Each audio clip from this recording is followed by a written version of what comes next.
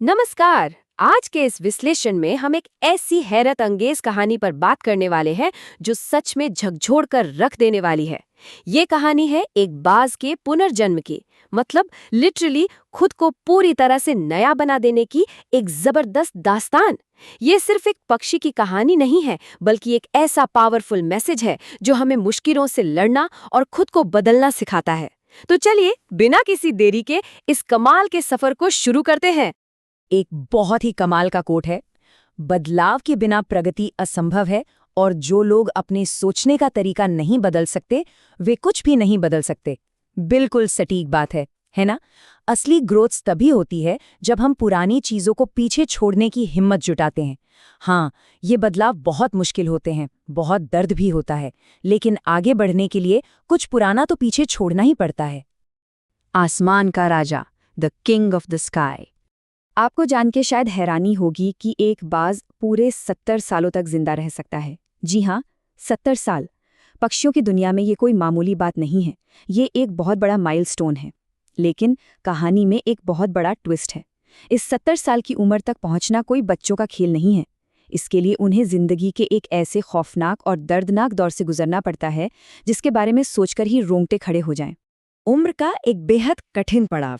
चलिए समझते हैं कि असल में होता क्या है। 40। बस इस नंबर पर जरा ध्यान दीजिए। 40 साल की उम्र।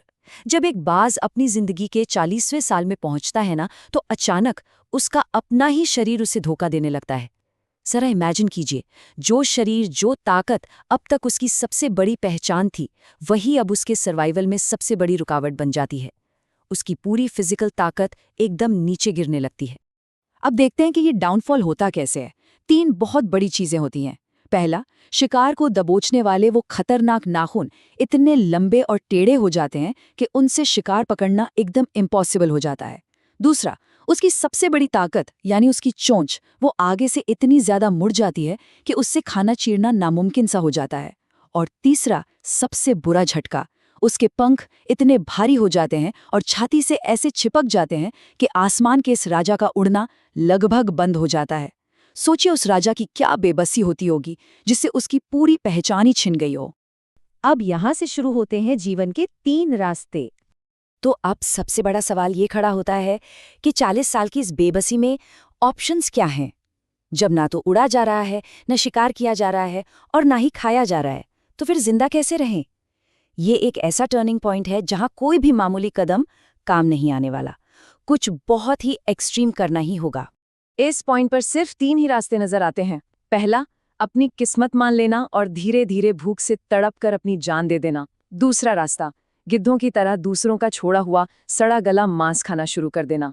लेकिन जरा रुकिए, आसमान का राजा अपना प्राइड, अपना आत्मसम्मान कभी नहीं खोता। ये उसके डीएनए में ही नहीं है।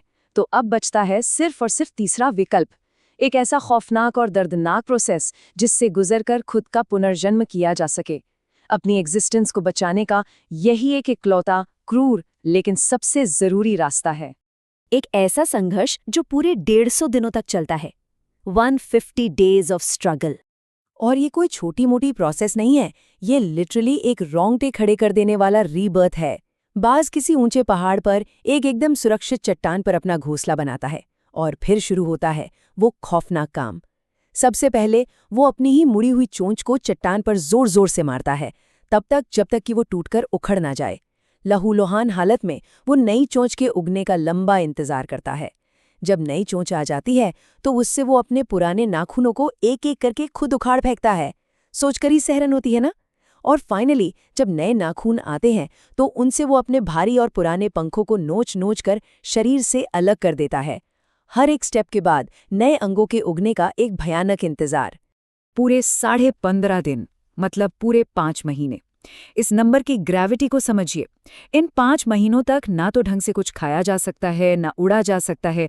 बस एक भयानक दर्द में, बिल्कुल अकेले, एक एकांत गुफा में पड़े रहना होता है। ये टोटल आइसोलेशन और ऐसी असहनीय शारीरिक यातना का समय है जिसे शब्दों में बयां करना मुश्किल है। लेकिन फिर वक्त आता है एक नई उड़ान का। 5 महीनों के इस भयंकर अकेलेपन और असहनीय दर्द को झेलने के बाद फाइनली वक्त बदलता है। एकदम नए पंख, तेज धारदार नाखून और एक बेहद मजबूत चोंच के साथ वो बाज गुफा से बाहर आता है। वो खुले आसमान की तरफ देखता है और एक जोरदार दहाड़ के साथ अपने पुनर्जन्म की पहली उड़ान भरता है। ये सिर्फ एक उड़ान नहीं होती, ये अपनी कमजोरियों को हराने की सबसे बड़ी जीत का ऐलान होता है। अब आप सोचिए, इस बेइंतहा दर्द और सैक्रिफाइस का रिवॉर्ड क्या मिलता है? 30। जी हाँ, प्रकृति उसे पूरे 30 साल का एक एकदम नया और शानदार जीवन गिफ्ट में देती है। सिर्फ उस टेम्परेरी टॉर्चर को बर्दाश्त करने की वजह से उसे अगले 30 सालों तक फिर से पूरी शान के साथ आसमान पर राज करने का मौका मिल जाता है। क्या कमाल की बात है। तो इस पूरी कहानी से हमारे लिए क्या सीख छुपी है? ये कहानी सिर्फ एक पक्षी की नहीं है, ये सीधे सीधे हमारी अपनी जिंदगी से जुड़ती है। आगे बढ़ने के 3 बहुत ही सॉलिड रूल्स हैं यहाँ। पहला, अपना कंफर्ट जोन छोड़ना। अगर हमें ऊंचाइयों पर जाना है तो अपनी पुरानी आदतों और खराब सिचुएशंस के उन भारी पंखों को छोड़ना ही पड़ेगा जो हमें उड़ने से रोक रहे हैं। दूसरा, दर्द सिर्फ कुछ वक्त का होता है। जब भी हम कोई नई आदत बनाते हैं या खुद को बदलते हैं तो शुरू में बहुत तकलीफ होती है, लेकिन यकीन मानिए उसके बाद का फ्यूचर बहुत ही खूबसूरत होता है। और तीसरा, एकांत यानी सॉलिट्यूड की पावर। दुनिया के शोर शराबे से दूर खुद के साथ और आत्मचिंतन में बिताया गया समय हमेशा अंदर से बहुत स्ट्रांग बनाता है। तो आज के इस एनालिसिस के एंड में एक बहुत ही गहरा सवाल हमारे सामने आता है। क्या हम अपने उन भारी पंखों को छोड़ने के लिए तैयार हैं? हमारी जिंदगी में ऐसी कौन सी पुरानी आदतें या आउटडेटेड सोच हैं जो हमें ऊंची उड़ान भरने से रोक रही हैं? हाँ, उन्हें तोड़ना दर्दनाक जरूर हो सकता है, लेकिन हमारे अपने रीबर्थ और ग्रोथ के लिए ये एकदम जरूरी है। इसी पावरफुल थॉट के साथ आज के इस विश्लेषण को यहीं खत्म करते हैं। इस बारे में सोचिएगा जरूर।